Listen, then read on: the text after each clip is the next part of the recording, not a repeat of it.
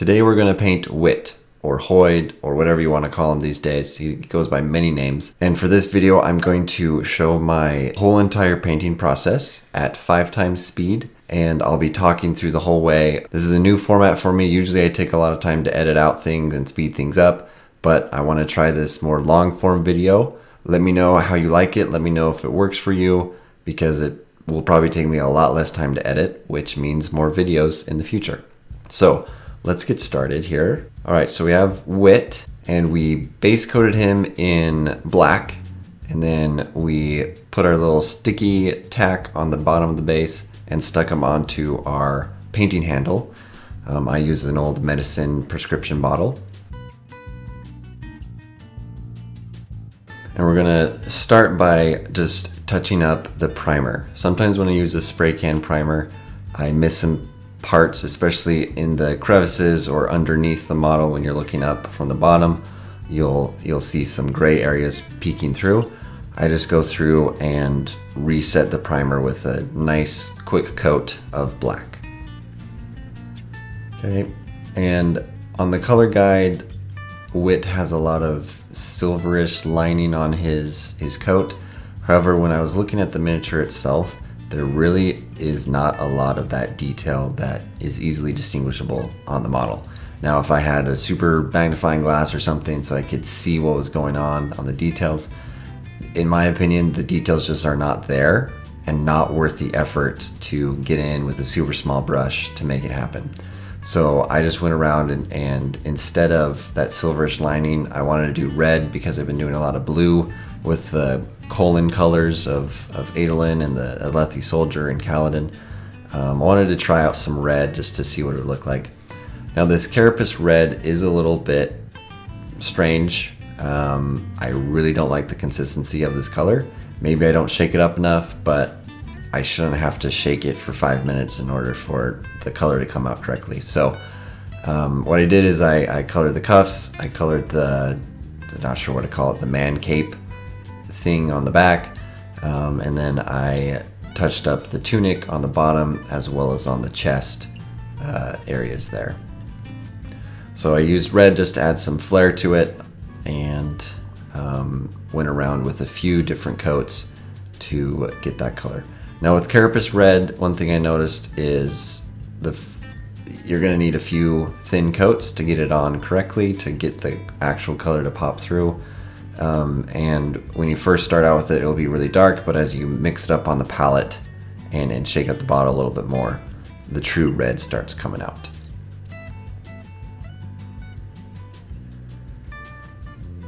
Now if I was truly fancy, I would do the back of the cloak as well, like the inside of the cloak, but I just stuck with some of the higher level details there. My style of painting very much is I want it to look good from a distance, and so that goes into a lot of my painting style. I don't like to spend a lot of time painting. I like to get it over with so I can have a cool looking miniature quickly. And it may not be the best up close paint job that you've ever seen, but it'll look really good from far away if for some reason I'm playing with Wit and Warhammer, which I don't know how I would, but we could find a way. Or when we do the role-playing game that they're coming out with soon. All right, so now I used medium tan. From the color guide, Wit is pale skinned, and so I just went straight in with medium tan. And this is a really light tan color. I think it's a little bit too pale, but it's a great way to get the base coat in there of covering up that black with a nice pale skin tone color. We can always come back and darken it down, but in reality I probably should have started with dark brown and then put on the medium tan to give that layer, that darker layer underneath, and build it up to the medium tan, that pale skin tone.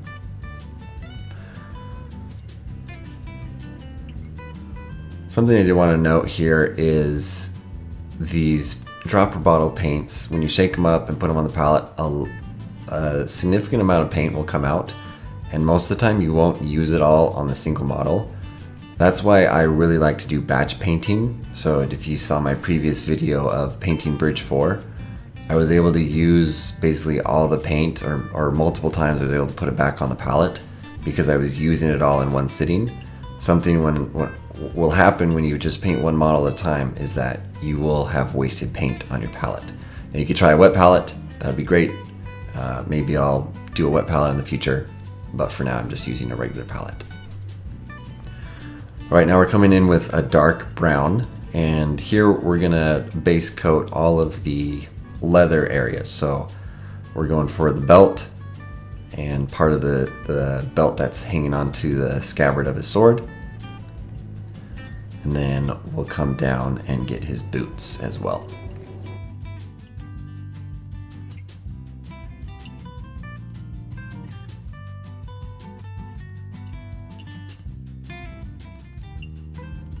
Again, if I were doing another round of this, I would have done his skin with this dark brown first and then built up to the medium tan. But hindsight is 2020.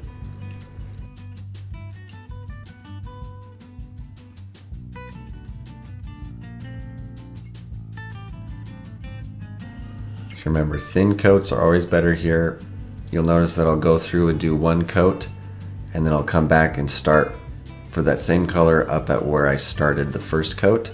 By that point, it's dry enough to put another coat on. Usually 2 coats is the max before you start undoing what you've done before, because the paint hasn't dried yet. So 2 coats max, and then you can move on to the next one and always come back with more coats later. So you see there on the palette, I'm leaving a lot of paint on the palette. I'm leaving a lot of medium tan, a lot of dark brown. That's just the nature of what we're doing here. We're painting one miniature at a time without a wet palette. Okay, come in with Shard Blade Silver and touch up any of the metal parts. So the tip of his scabbard. And of course, Wit does have buttons. You can barely see them. I hate buttons, but I went through and I was able to snag all 4 of them right there, and I tried some more on the other side, and then came in and got the belt buckle. Great thing about metallic paints is that they will have really good coverage just with one coat, but you have to be aware of that. You want to be really careful not to get on anything else, because you have to come back through and paint over it again. Okay. So now I'm coming in with a gray, and you can get this gray by mixing the matte white and matte black. For speed, I just used a gray that I had on hand that I really like to match some other bases that I have. So, but again, you can mix to get this gray really easily. Just mix the matte white and matte black. Make sure it's a thin coat. You don't want to clog up the details of this base.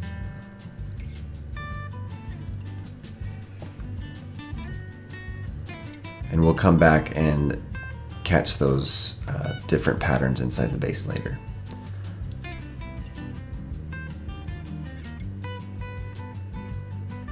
Okay, so what I'm doing here is bringing on some more black for his hair. The color guide has white hair or black hair. I decided to go with black hair because I don't trust myself with white hair. Not sure how I'd paint that. So I went the easy route. And I touched up some different areas that I got some red on. The tunic and the cloak and the boot, the leg or the pant cuffs going into the boots. I just touched those up with some black. Okay, now it's time to come in with our shade or our wash. So I'm using strong tone here, and I'm just slathering that all over the model. A lot of people don't like washes. Professional painters, from what I see, don't really like washes. I'm here for speed. I'm here for ease of use, and washes are a fantastic way to get contrast on your model. Then you let it sit and dry for a while and come back. Reactivate the gray. A little tip is if your paint's been sitting there for a minute, you can come back with some water and reactivate it. Not the best way to go, but I wanted to conserve some paint. So I just reactivated that gray, and I started going through and catching the highlights on Wit's clothes. Now, you might be thinking, Josh, he's wearing black. Why are you painting him gray? If you look at the color guide, you'll see that yes, he's wearing black, but actually a lot of it does not look black. And so as a miniature painter, you need to be aware of what the light is doing on the clothes and exaggerate that. So we're coming in and catching the raised areas with a gray on black clothes, so that looking at it from a distance, you're like, oh, that guy's wearing black, and the light is catching on the raised areas and reflecting gray, and in some cases even some very white ivory colors. So we're going around and putting gray on the raised areas. And the fun thing about highlighting like this is you can get pretty sloppy and it looks all right. Again, I'm not a professional painter. I'm a mediocre painter. But this, I found that just getting some paint on the guy and then coming back in and touching up any details is the best. So I did a second coat of gray on the base just to solidify that base coat down below.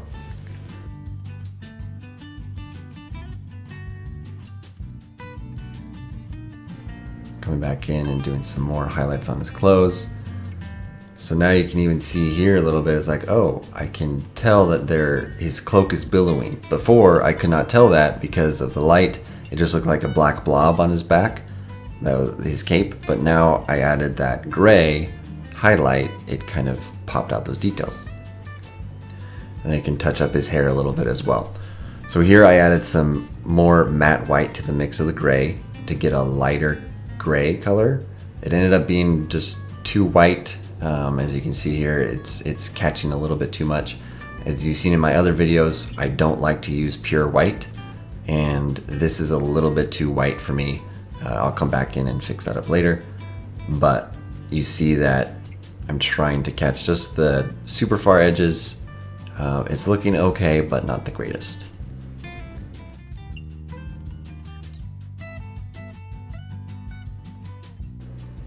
Okay, so I'm coming back in after taking a break, and I'm gonna touch up the skin tone. I'm gonna re-add some medium tan because I put the strong tone down. After the strong tone, it looked a little sloppy on his hands and his face, and so I came back in with that medium tan to catch the raised areas, the fingers, the cheeks, the nose, the eyebrows, the forehead. To reset the pale skin tone, but leave the recesses a little bit darker. And now I'm adding a little bit of dark brown to the medium tan to come along and catch the raised areas of the leather. And this is, again, we're exaggerating the details of miniature painting. So we're catching the raised areas of the boots and just doing a quick highlight there. I didn't want a pure medium tan highlight, so I mixed it in with that dark brown to bring it closer to that leather color that I was going for. And then I'll come back up and catch the belt as well, in addition to the boots. Most of the painting that I've done so far has been with the starter brush. I do have a few smaller paintbrushes for details and then bigger paintbrushes for the shades and the washes. But most of this you can do just with the starter paintbrush that was in the Kickstarter kit. Okay, now I'm coming in with a highlight on the red, and this red will turn pink if you're not careful. If you add just a little bit of white to this red, it turns pink. So probably 2-to-1 ratio here, or maybe 3-to-1, 3 red to 1 white to lighten it up. And we're going to come in and catch the raised areas of the red parts. And so what we have, right, with the red, we have the base coat, and then we put the wash on it, so the strong tone shade, and then we came back in with a lighter red. So we have three layers on the red areas. Okay, this is the first time I'm using this Bondsmith yellow. Very exciting. And I'm going to paint the little patterns in the stone. because it made me think of, okay, this is probably in the Shattered Plains Palace, and we know how Elokar is. Probably like some pomp and some frills, and so there's some gold inlaid into the stone. How fun is that?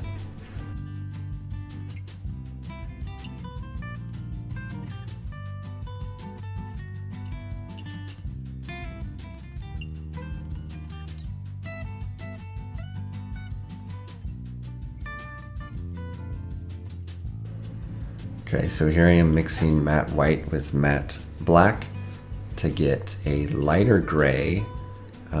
That's lighter than the original gray that I put on as a highlight on his cloak and stuff.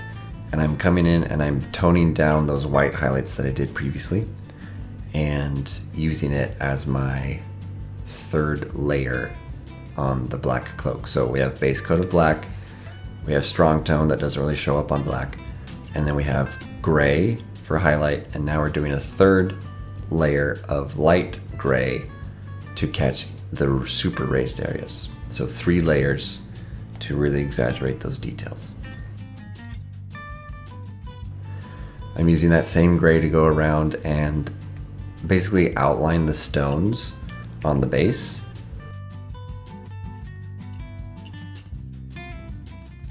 Again, you can get a little sloppy with this, but try to use the same width of paint along the stone. It'll look a little bit funky when you first start out, but the finished product is worth it in the end. Another way you could do this is by dry brushing some gray on there. I didn't want to do dry brushing, number one, because I'm practicing my highlights using just edge highlight, but I also didn't want to get any gray on his boots, and when I dry brush, I'm really messy with it. So I'll just do an edge highlight here. And if you look at that, that really makes the base pop out. It's a really cool effect when you do that. So there you have it. I'm calling Wit done at this point. He was really fun to paint. This is one of the first times I've painted a miniature who wasn't holding a weapon. Most of my miniatures are for Warhammer, and they're there to fight. So it was interesting painting him. He does have a sword on his hip, so I guess he's not completely defenseless. But it was fun to try out some edge highlighting. I learned some things about gray highlights on a black clothes. Made a cool little effect there. And let me know how you enjoyed this long form video. Was it helpful? Was it too long? Was it just right? Let me know how it went, and I'll see you on the next video.